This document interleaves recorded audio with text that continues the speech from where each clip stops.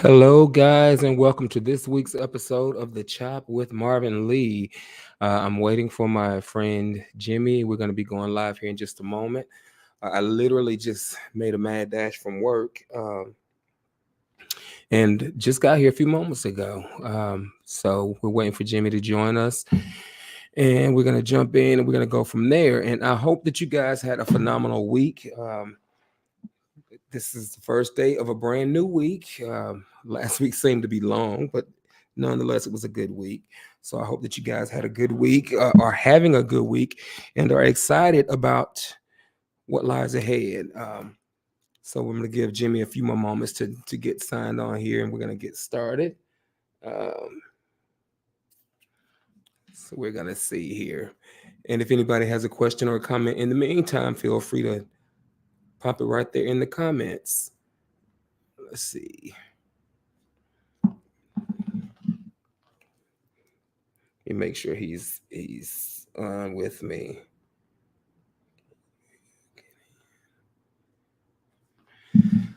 All right. In the meantime, in between time.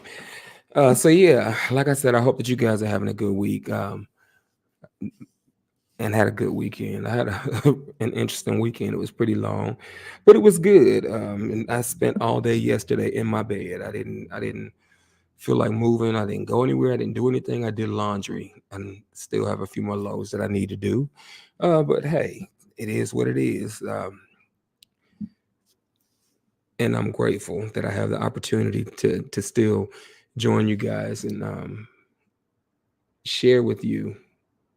And I'm trying to fill some time here. Let me just make sure Jimmy is okay. He's signing in now. Starting to get scared. All right. But yeah, so what I'm looking to do is I am, trying to alternate my format and alternate the guests as I have them appear. So if you see me speak to a female this week, you will see me interview a male the following week. I try to keep it fair and balanced and um, going from there. Hey, Jenny, I'm good. How are you? I miss you. Tell the family hello. Um, I need to shave my head. Face is fine. Head, we need to shave that. But anyways, we can give Jimmy a few more moments to come online, and we'll get started. Um, but as I said, most of you already know. I'm trying to bring awareness um, to anyone who's suffering with addiction. I'm trying to bring awareness to um, the remedies that exist, the treatment programs that are available, the 12-step programs that are available, because we all know somebody um, who either suffers from drug addiction, has suffered from drug addiction, um, or is related to someone, again, that deals with or um, is suffering from addiction. Nicole, I already interviewed you. I know he told me to sign on. Hi. I said Jimmy Yeah, sign on. Hey Nicole, that's my bestie. What's up, what's Jimmy? going on, bro? Come on in the Can house. I turn it this way? No. Ready to rock and roll? I've Yeah. already I've already hyped you up. So, Oh, yeah. ladies and gentlemen, press. This is the infamous Jimmy Jones. And if you need a good tattoo, this is the man you want to call.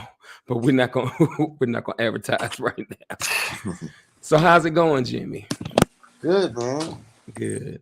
Can't complain. So, in this week's episode, it's all about you. We're going to talk about basically whatever you want to talk about, but I want you to share, a little bit about, what it's been like for you, your struggle with addiction, how you managed to, what it was like while you were out there, what it I'm took for you talking to about decide you didn't backdrops. want to be out there anymore, and what it looks like now. Uh, Let me just turn this up a little bit. Can you hear me good? Yeah. Well, um, life is good, man. I can't complain. Recovery's been something that has changed my life, like for real. It's been a struggle, but it's changed my life on to they say a life beyond your wildest dreams. Like, Hmm. yeah, like this is a life beyond my wildest dreams. Right. Now, when you talk about the struggle, exactly what did that look like for you? Like, how long were you out there? What was early life like for you? The early life of an addict. How did things start out for you? And how did you know that it was time for you to switch it up? Uh, so I come from a family that, you know, I have addiction in my family. So it wasn't like it was hard to see. My father's a using addict. My mom was an alcoholic, and my dad's still using. And it was something that was like introduced to me, and I used with my dad and sold drugs with my dad, and so it wasn't like I knew I was an addict. I just didn't know it wasn't okay. Mm-hmm. I didn't know a different way. Like in my eyes, I thought everybody got high for real, Right. and like I just had no idea that there was another way to live. And I feel like what recovery really did was open my eyes up to a new kind of life that I had never thought existed before. You know, um, so I started using around probably 15, and it for a couple years, it was good. I mean, I can't lie, getting high Mm-hmm. was fun. Shit. Started out with the party drugs and stuff like that. Started out with the fun stuff like, acid and weed and stuff like that, and ecstasy, and um, before I knew it, that had progressed. But I don't want to say like really carried away with it. I used to do it all the time, but life was fun then, you know. And then what really I feel like was my downfall, I started doing cocaine back then because my dad was into cocaine. And Mm-hmm. what really took me to my knees, what I fell in love with was opiates. I had a kid with this girl who her mom was prescribed opiates. And she seen, I was selling, some other stuff. Um, Mostly like weed and coke and like some of that other party stuff. But Mm-hmm. what really she seen the potential, I guess, that she could make a couple bucks, and she introduced me to opiates. And she was going to like 5 different doctors a month and had a ton of oxycontins and roxycontin, blues, um, and I fell in love, with the drug, and didn't really I didn't really realize how addicted I was, Mm-hmm. of course, until I got sick. And I remember she used to tell me that she was sick, and I didn't believe. I thought she was just trying to get over on me, you know. And hey, can I get a couple? I'm really sick right now. And I'm like, yeah, okay, yeah, you're sick. And then when I really did get sick, it was like an eye opener. Mm-hmm. I really had no idea on how physically addicted drugs were. Um, and I've known a lot of people that got high, but I never knew anybody that got high off of this shit, you know. Mm-hmm. And then that sent me down that road of not only opiates but like heroin, and it progressed into using needles and shit that I never thought I would do. I always swore I would never use needles. Right. It progressed into that, and it literally turned me into a person that I never thought I would be, never Mm-hmm. wanted to be, never never even I never really even knew anybody that was as bad as I got when I was Mm-hmm. up, because my dad, he was in the 80s, they're partying with coke and stuff. They're not doing, or at least his group wasn't doing heroin and shit like that. So in my family, I was a big outcast. Heroin is a fucking big deal, you know, Mm-hmm. and all drugs are bad, crystal meth, there's so many different things. It just matters whatever niche you fall into. I totally believe alcohol is the same. If I would have fell in love with alcohol, I would have been the same way for that substance, whatever it is, the substance doesn't matter. You know, it's Mm-hmm. addiction that Mm-hmm.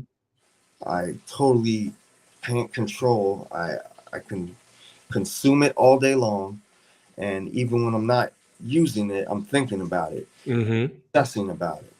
And And it's interesting that you say that, because I think that's the part that a lot of us don't get, and those that are considered to be normal, if normal, if there really exists, it doesn't have to be with drugs or whatever. But I don't think anybody's normal, honestly. But a lot of people think about just the substances and see, if someone is an addict or a junkie, as they say, it's like they're just doing it just to be doing it, not understanding the behavioral piece of it that comes along. It's like I have to do this, and I'm using against my will. But you alluded to. I wanted to back up just for a minute, because you said something, and I don't think this is unique to you. I think there are a lot of people who have done this, depending on culture or whatever. But you talked about using with your parents because you come from a line of addicts, what have you, and thinking that behavior was okay because that was what was modeled before you. And I can certainly attest to that. I had relatives. I never got high with my parents. Now, don't get it to now. My mom, just no, that's not her lifestyle. My dad, he was an alcoholic. My first sip of beer I had with him. But um, and I want to talk about what was it like for you actually using with your parents. Like, I know you thought that it was okay, but was there ever a time when you maybe questioned, like, why am I doing this, or why are they doing this, or why are they allowing me to do this? Can you talk about that a little bit? I would say honestly, like I thought it was cool. You know, I thought it was, because my parents were cool. They used to say, I'd rather you hang out the house and do what you're gonna do, rather than be out there in the streets and end up getting in trouble. Hmm. And I don't disagree with that. Um, I totally believe that they were teaching me to be honest about it. But I also would say that you don't know what you don't know. Hmm. I see today that that's wrong, but that's the life that a lot of people grow up with. And if you're a using addict and you're always around your kids, and they're going to see it, Right. and they're going Right. to be introduced to it, and it's a cycle that so many people get into that are, pulled into it rather than them actually reaching out. I know Right. a lot of people, so many people never are in that situation too. So I can't say that, you know, in a way, like my brother, he didn't use no narcotics. Like he used weed, and that's it. And we all smoked weed together or whatnot. But he, my dad kept him away from the hard stuff. Hmm. And he. So I bought a car when I was 14. I started driving it. I dropped out of high school and stuff, and like I was started getting in trouble, and like he just seemed like I was his firstborn. I'm his namesake. I'm Jimmy Jones the third. Right. Um, so I guess whatever he felt like he did wrong with me, he tried to do right with my brother, and he didn't let him drive without a license. He didn't introduce him to cocaine, stuff like that. Um, and as far as I know, like he didn't really ever do any hard drugs with him. Um, I know damn for sure he didn't smoke crack with him. So let me And, ask you this: what was with that being the case? Because I know that we always have sibling rivalry as it is, but in this case, it's like you're the you're modeled after your dad, and then your dad says, let me go a different direction with uh, the younger one. What was the relationship with your brother like? Was there, on top of the sibling rivalry, was there ever a resentment from him towards you, because it's like you get to be the seemingly cool one while he misses out? What was that like? yeah, absolutely. Yeah, he feels in a way like I can sense he feels a grudge towards me in a way. Um, he's said it before, you know. He always felt like a certain type of way because he thought like I could get girls and he couldn't, something like that, you know. He just he has a totally different style, you know. He's a totally Hmm. different person, and we're like total opposites. But that's what's cool, you know. And we are blood brothers, you know. It's just me and him, and my mom passed away already back when we were younger. Hmm. So like pretty much as soon as my mom never got to see me get clean. You know, after she passed away, you know, I went on a dark spin, and not only her but my stepbrother Jeff had passed away right before her, and then she passed away, and they were both the closest people in my life, and it really really messed me up, you know, and sent me on a dark, you know, spiral. And it wasn't but like a year or two after when I found recovery that I finally started trying to do something about it. You know? And that's interesting. We're talking about the brother, and I get that with the sibling rivalry, but have you been able to have a conversation with him around the fact that you actually missed out on something that would have totally destroyed your life? Like, I understand how you may have perceived the relationship that I had with dad, but the part that you didn't know, have you had a conversation with him centered around the ugliness of what the addiction looks like, exactly what your dad was trying to shelter him from, and the fact that if he's trying to protect you, what you were resentful of, it actually was a blessing in disguise, because we know the horrors of addiction, I know, but have you ever been able to have that kind of conversation with him, to kind of ease those resentments? Yeah, I mean, so me and him are really tight. You know, he's not no stranger to what happened to me when I was down and out. You know, I was sleeping in a tent in his backyard. Hmm. You know, and same thing. My dad and him are real tight. They're way tighter than me and him because you know I've been trying to help my dad get clean for a little minute now, and you know they just feel like some sort of inferiority because I'm at a spot in my life that, because I guess what I've been through, it's helped me to become a better man. Hmm. Definitely because of recovery, but they're not in the same spot in their life. So in a way, it's like a little bit of like they don't feel like they could do better, or they just don't try. Like it's an issue between us now in a different perspective, you know, kind of more so like jealousy type. Hmm. So now, if I'm not mistaken, so your dad still uses, is that correct? Yeah. And your brother Daughter also got uses? clean though. Say it again. My daughter just got clean. So Yeah, the I last heard about year, that. Yeah, I heard yeah, about it. I know you. How does it we just had feel? 60 days. And she Okay. had her first meeting. Yeah, So, yeah. and okay, so does your brother, because I think you said that he does not use? Well, he smokes a hell of a lot of weed. Okay, okay. So when you go around them now, because I know, and see, I've been fortunate enough to know you, and you know me, you've known me my entire recovery, Um, what is it like when you do actually go around them? And I know that, because of course I know your girlfriend Nicole, 'cause she's my bestie.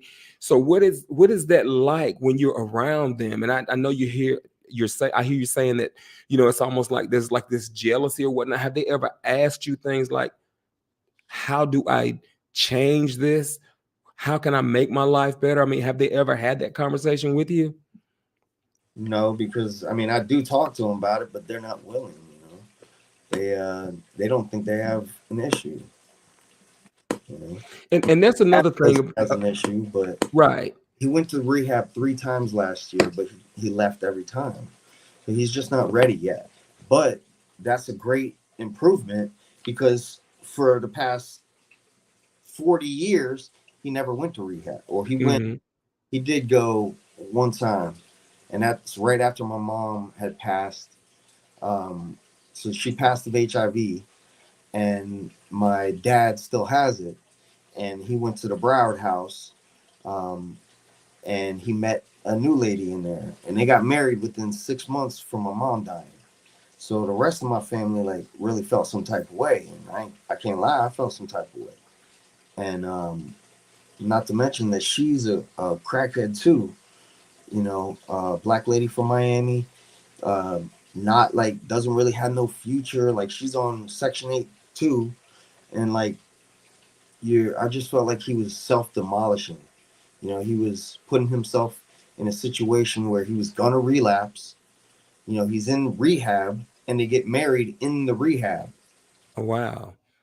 Yeah, to another addict Right. trying to get clean. Both of them don't got no clean time, don't got no sort of program. They're going to meetings that they have to, you know what I mean? But they don't have a recovery program. So what Right. do? They go back out into the street and start using again. They just It, like t- didn't, t- t- they didn't plan, you know. so let me ask you this: what is your relationship like with? I guess it would be your stepmother. Me and her are cool. Okay. She's Like so I'm assuming that she's still actively using now. yeah, she's a very grumpy lady, but me and her are cool. But like she's just fed up with my dad, and I am too, so we can relate. Right. And the interesting thing is, I know you said that they met in rehab and actually got married in rehab, and a lot of people do this, it's like we put down one substance, and that you alluded to this earlier, it's the behaviors that we don't realize are the real issue. It's not so much the substance itself. So I put down the drugs. I have to have something else to fill this void. So let me use a woman, or let me use a man, or let me use shopping, or just whatever the case may be. And it sounds like there was this, you know, the stages of grief. I can only imagine what it would feel like to lose a life partner, and that hole that is left behind. And so it's like the first person who comes along that seems interesting, or shows me a little affection, or shows me attention, or whatever the case may be, let me latch on to them. Let me get married, not understanding that I need to take some time to really step back and look at me, and sit with myself, whatnot. But yeah, we say a lot of times finance and romance, they'll definitely mess us up. But now I know something about you, because again, we're friends, and I know a lot of your story. But what have you been, when you say that your life is different today, how is it different? Now, talk about the things that you've been able to do, because the thing about it is, when we put down the substances and we actually start to apply ourselves, um, there's nothing that an addict can't do. We're some of the most brilliant, we're some of the most articulate, some of the most intelligent, uh, we're some of the most amazing people, but it's just that we've never focused on the assets before. So what are some of the things that you have been able to accomplish in your life since you made the decision to stop using? Well, so I've been on a journey. I've done a lot of different careers, and today I'm finally my own business owner. Um, Recovery allowed me the opportunity to go back to school. I went to college for audio engineering for a little Mhm. while, but because of a relapse, I didn't graduate.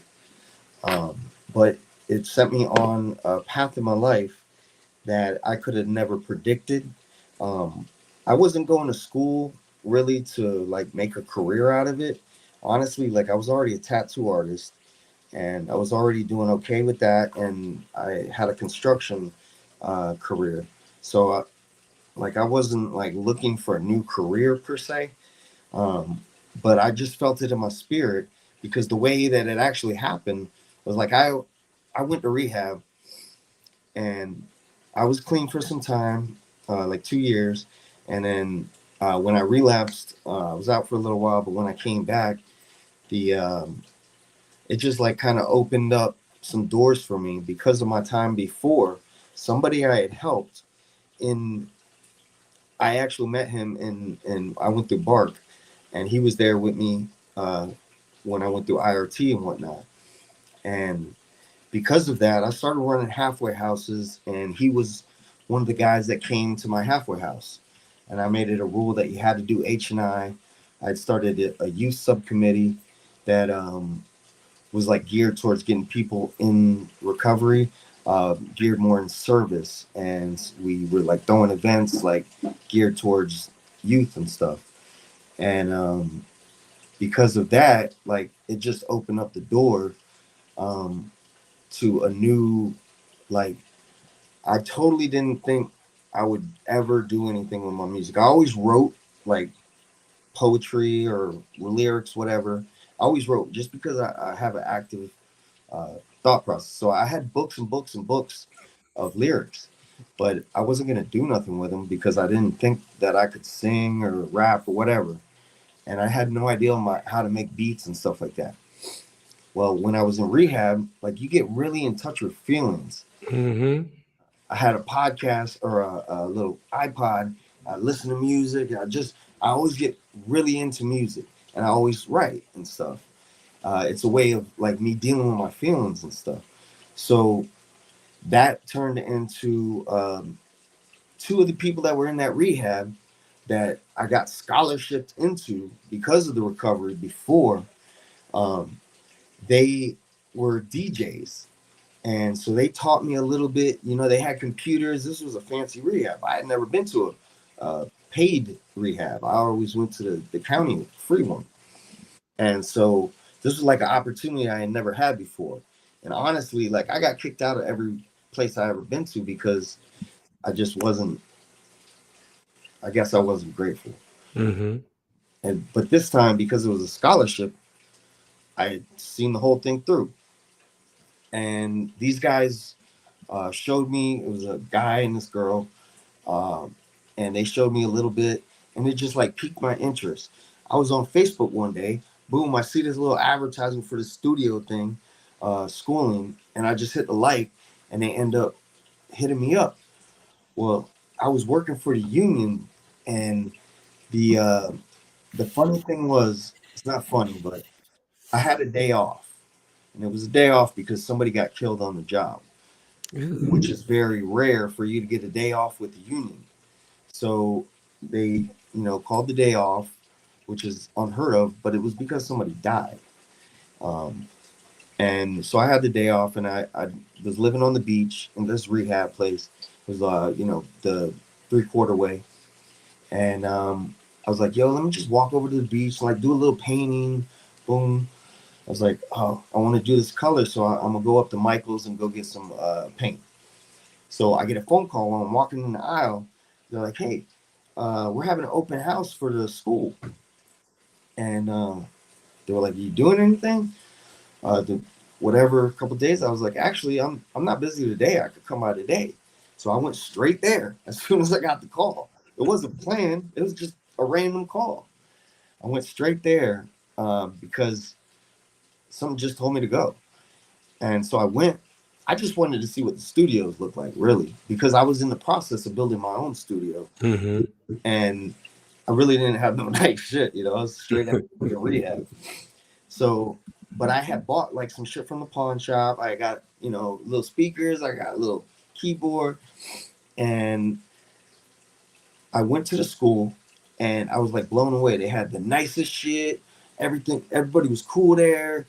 And when you sign up for school, they get you a grant, all that, and a bunch of music equipment.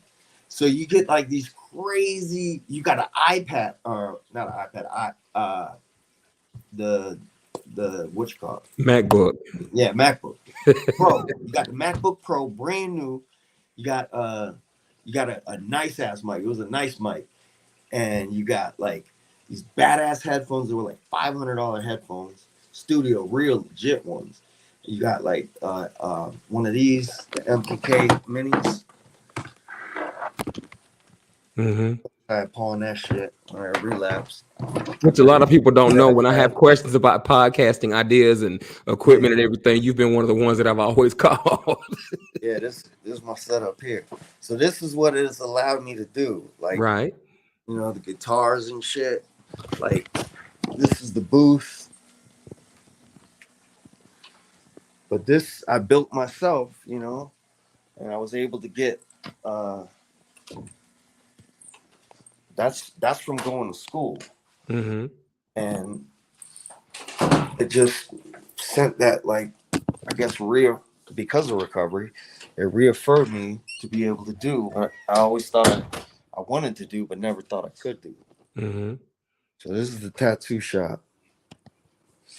This is like my little airbrush setup, all my inks and Mm-hmm. machines, and this is one of my businesses, that And it's funny because you were saying something, and I want to I want to talk about this just for a moment. But you were saying that when you got the call, uh, and it's you talked about the coworker that died on the job. I don't know how close you guys were now, but I don't know how that affected you. Um, but the rare occasion, and I'm not saying that I don't even want to focus on that aspect of it, but I want to key in on that call, that random call that you seem to have gotten, because this seems to be a lot of stories, it seems to be a common story with a lot of people who I know in recovery, where it's like when you're doing the next right thing, things just begin to happen without your permission.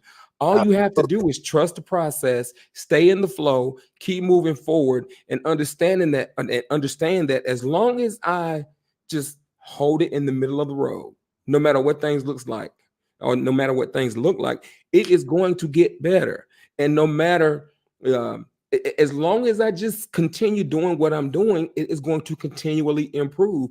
You know, so again, what is that like for you? What other occurrences, what other situations, what other um, random things have you had happen that have kind of pointed you in the right direction and opened these doors for you? well, what other things? I mean, that I would say that I'm not a big, like, church guy. I do have my own higher power. I love that NA allows you to choose your own higher power. 12-step program. Yeah, We're not gonna say names, we're just gonna say a 12-step program. yeah, that part.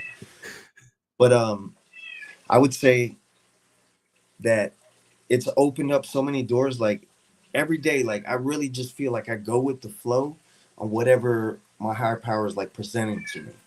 So a situation like that's a big monumental part of my life that I have, like, looked back and reflected. Like, that was a big monumental thing that changed the course of my life in a direction that I never had planned, and today I own my own construction company. I always Mhm. wanted to, but I never thought I could. And because of my belief in, like, I totally have faith today.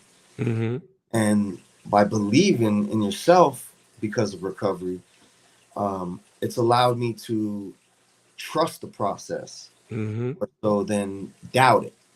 Before I would for sure second guess myself a lot. You know, right now I'm actually in a spot right now where I'm kind of second guessing myself, but I'm just going with the flow. You know, Mhm. I'm doing a little bit of work for a treatment center, and I wasn't really planning on getting, you know, something like this going on. Um, but like I said, like, sometimes things happen that you're just totally out of control over, and I don't know where this door opens up to. So even though in my head the maybe the math ain't adding up, Mhm. but maybe that's where my higher power is, like, leading me to. You know, I can't argue or second guess my own process. Right. Sometimes it's about not thinking so much for yourself too. Like, I run this stuff past my sponsor. You know, that day that I got that call, and I called my sponsor right away, and I told him what's going on. You know what he told me? He's Because at the end of the night, they gave you the whole rundown of the school, and they said, all right, well, just so happens today's the first day of the class.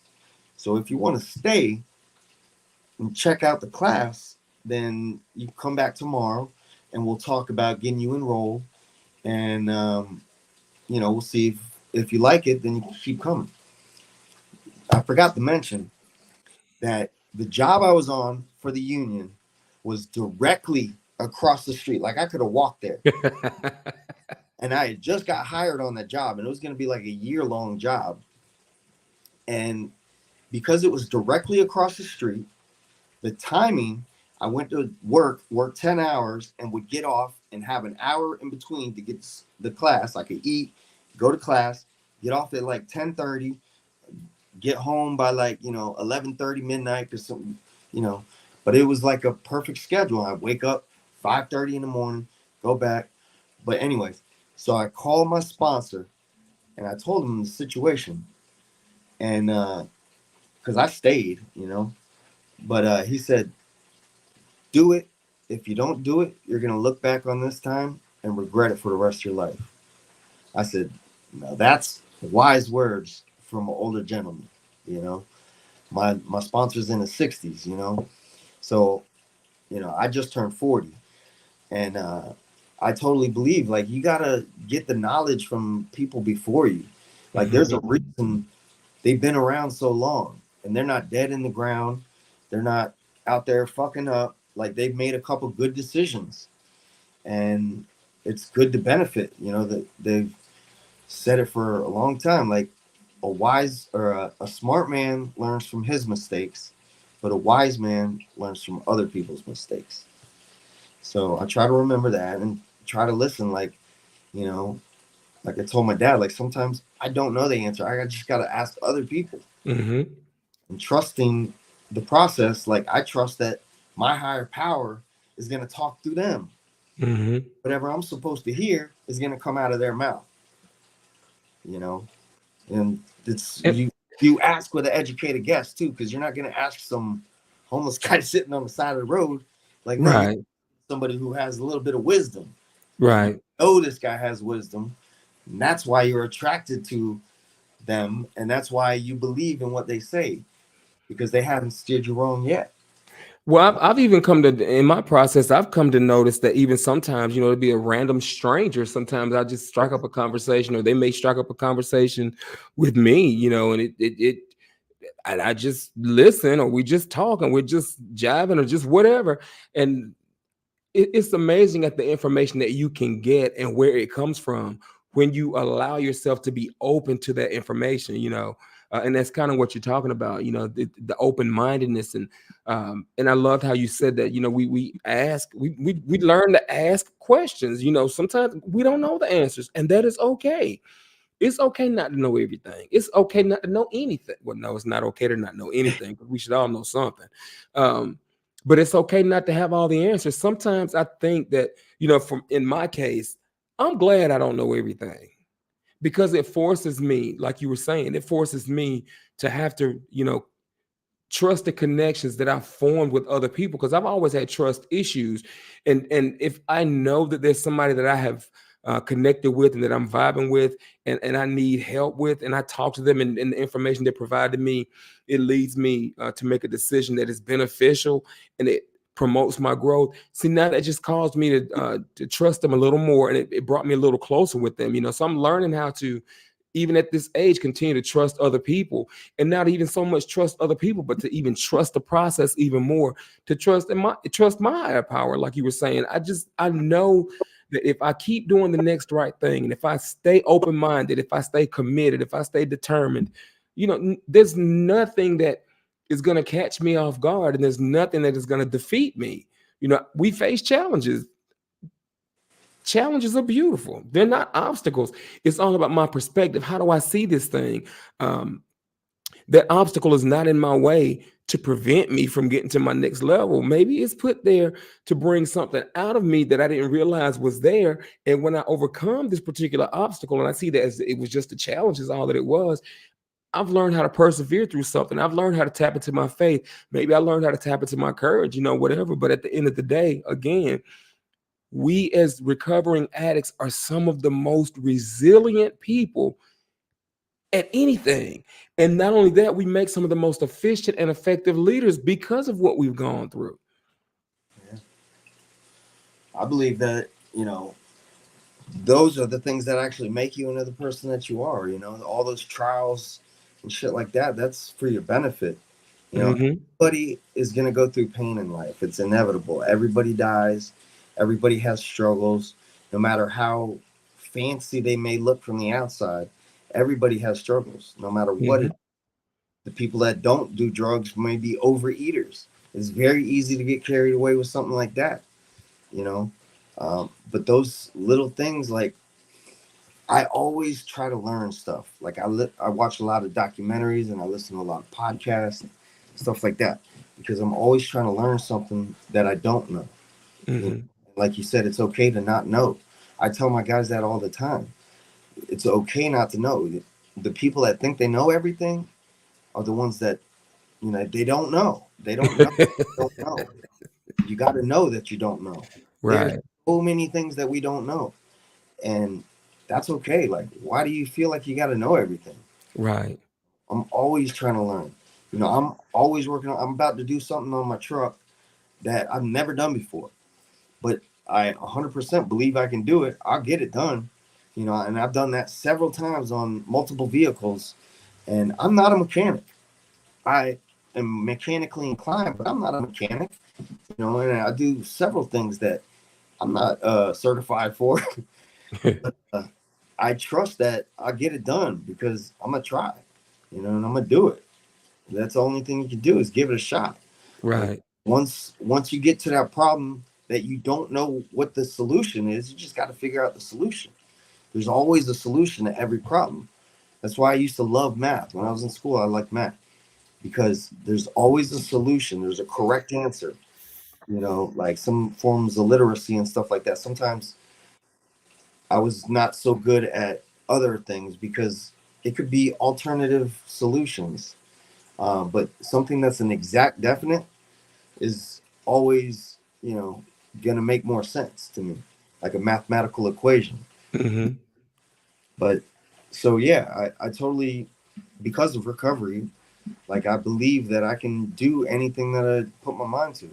And that's And this is the way I like to see it. You were just talking about this, but the way I look at it is whatever the problem is actually not the problem. The problem is my attitude about the problem. yeah, And like you just said, every problem has a solution. The question for me is, am I going to be more problem oriented, or am I going to be more solution oriented? Because whichever one that I give my attention to is going to be the larger. So I yeah, would like to focus more on the solution, because the more I focus on the solution, the more energy I put toward the solution, the more focus, effort, energy that goes toward the solution, it's gonna get done. And at the end of the day, what ends up happening is I feel better about myself because I was able to solve something that could have been perceived as a big problem, you know. yeah, And that's basically all recovery is just knowing, hey, is this problem really a problem, or is the problem how I perceive this problem? And then let me take a step back, let me look at this, there's a solution to this, and just pursuing that solution, and not stopping until the yeah. solution is recognized. That's it. I feel like recovery gets us way more analytical. We start to break things down and analyze it, and that's what actually makes you a better person because you're self-criticizing. Hmm. So if you think that you're totally okay and there's nothing wrong with you, no way to fix it. Well, that's the opposite of humility, and that's pride. It's like, I'm perfect, I'm okay as I am. Well, no, I know better than that. For me, no, I need all the help I can get. And there's also there's a saying that comes to mind: whether you think you can or you think you can't, You're you're right. Yep. winning. I And like that's I basically like that that's a saying. nutshell. Yeah, Yep.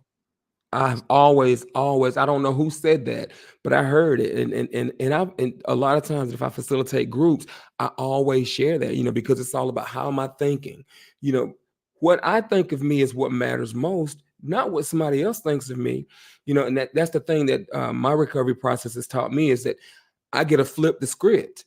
I don't have to think about and focus on what everybody else has said about me. I finally get to be the person that I'm talking about me, and I'm listening to what I'm saying about me, because you don't have to like me. I don't have to care.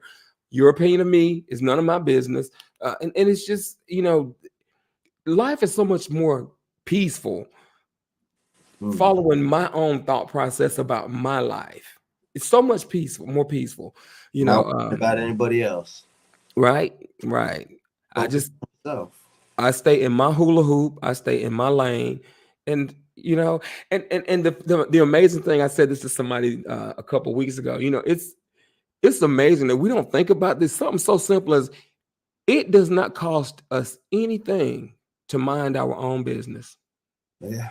It's completely and totally free, but it pays dividends. Yeah. It's Absolutely. mind blowing, but it's not. It's free to mind my own business, but it pays dividends. I've Um, totally like over time, like I don't know if it's just because of recovery or because of age, like I totally just became a lot more focus driven.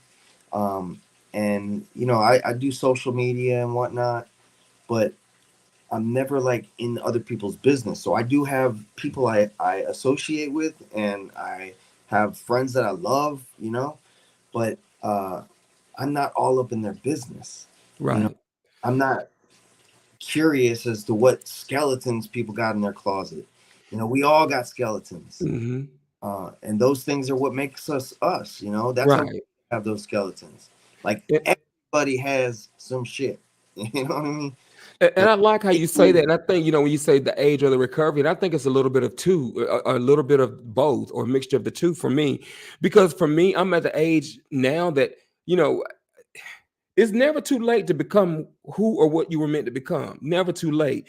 But the thing about it for me is this: I spent so much time throwing my life away that I have been given this new lease on life. I have this new perspective that I want to go as far as I can possibly go and do as much as I can possibly do and be the person I want to be, not who everybody else says that I can be. So for me, it's a little bit of the whole recovery aspect and my age. It's like, and on top of that, because of the recovery, I'm okay being by myself now. I'm okay with me. I'm okay not going to the parties. I'm okay not going to the movies. I'm okay not going to the events. I'm okay, but when I want to go, I'll go. But I don't have to. That have to is not there anymore. And that's because I understand what it feels like to enjoy my own company. yeah, absolutely. I used to always feel like I was missing out, like I had to be, especially when I was younger and I got locked up.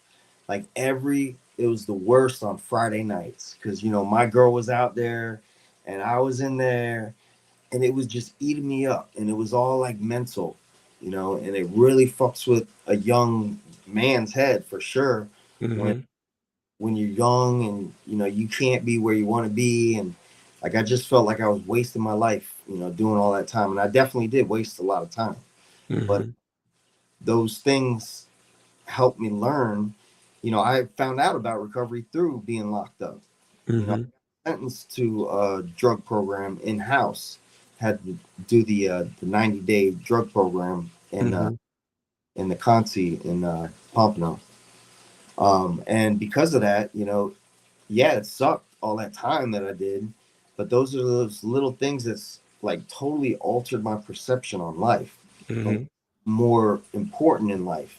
All those material things that I had before I was in there, I lost everything. When I came out, I had to start from a clean slate every time, you know, and but those little lessons, like those are the things that stuck with me. That's Hmm. the reason why I got into tattooing, because like I felt like they could never take away my tattoos, Right. because I had so much shit that I just lost, um, because you know my baby mama had the house, and then she started doing her own thing as a using addict, and who knows where all my shit went.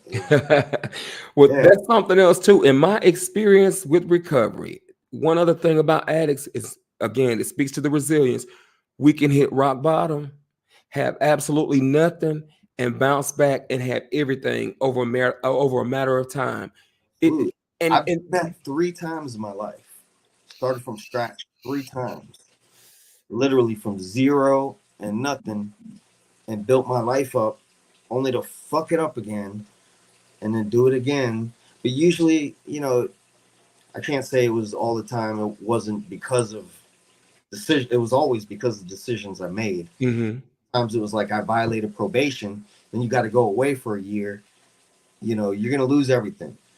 If you're giving it away to the dope man, that's another way of losing everything. You're just giving it away. Luckily I had always bounced back relatively quickly, and right now I have just over 3.5 years clean, um, and I've been in recovery for 15 years. I've had 2 years, twice, a year, um, and all those little things that I've learned though over that time, like I wouldn't trade it for the world, because those little things, like I've had some real trials and tribulations, because of the type of addict I am. Even when I am using, I'm not the type that like nods out and stuff like that. I'm always the type that like I always make sure I got, and I wasn't the type to spend all my money, and so I'd always make sure I have, because I had to work to survive, and I Mm-hmm. was always on my grind even when I was using, um, because that's the only way I could keep using, really. Yeah.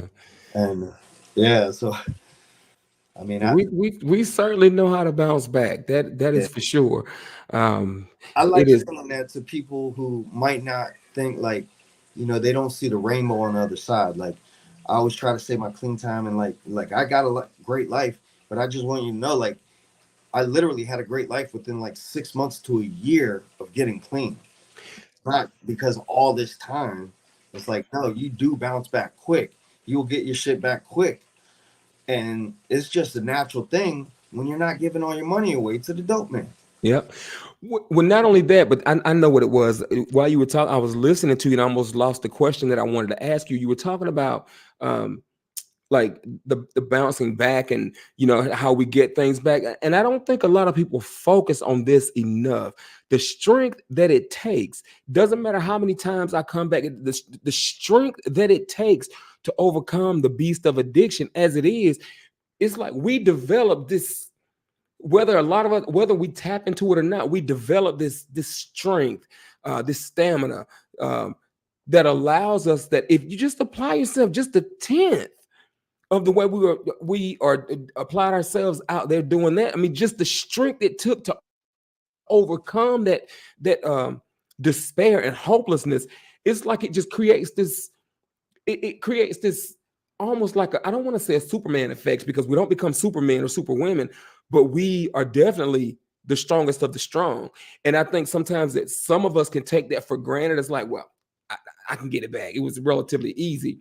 Like, yeah, but the fact for me, I recognize that strength, and I also recognize that, you know what, I don't want to play with this. I don't want to gamble, because that's the downside. Is there's a gamble. It's like I'm playing Russian roulette with my life, and there's no guarantee that if I go back out, that I'll make it back. So I would just rather take my defeat, or not the defeat, take my win, because for me, if I can put the substances down and I can get the help that I need, that's a win. So let me take this win and let me cultivate this win. I don't want multiples. And if that's your story, like yours is, then that's great. We all don't have the same story, but the thing is, we all have a story. That's the important thing. Yeah, I'm And grateful you, for that story.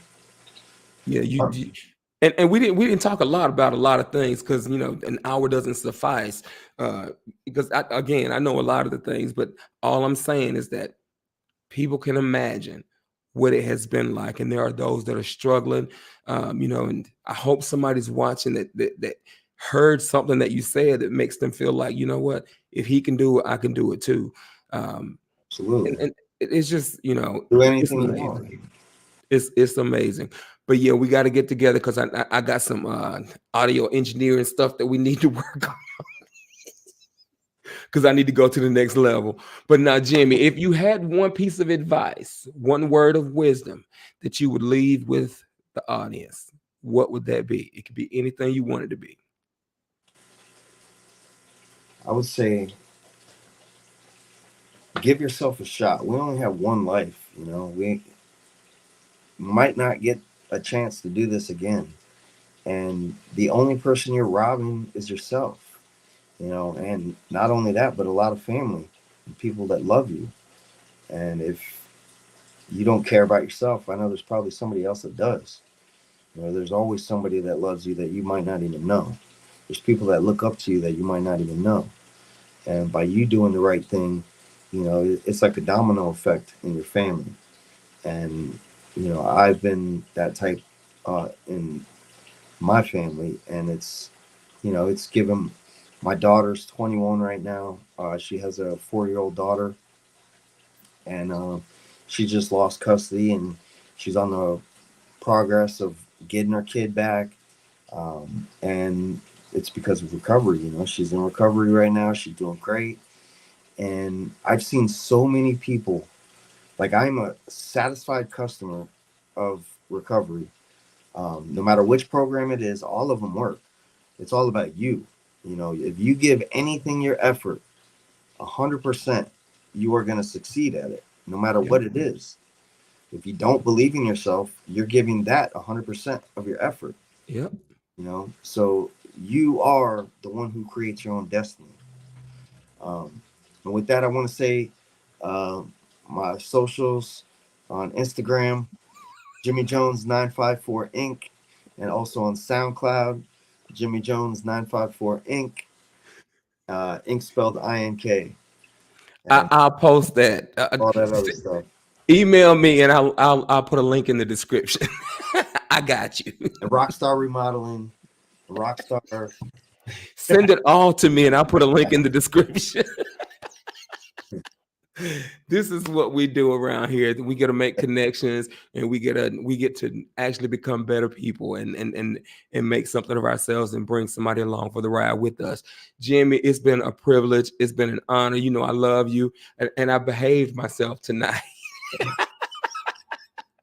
I appreciate you. I love you, ladies and gentlemen. This has been the Chop with Marvin Lee and Jimmy J. I'm going to post all of his descriptions or all of his links in the description. So y'all, if you want a tattoo, if you need some construction done, you're working on a track, you need work done on your car, what else you do, Jimmy?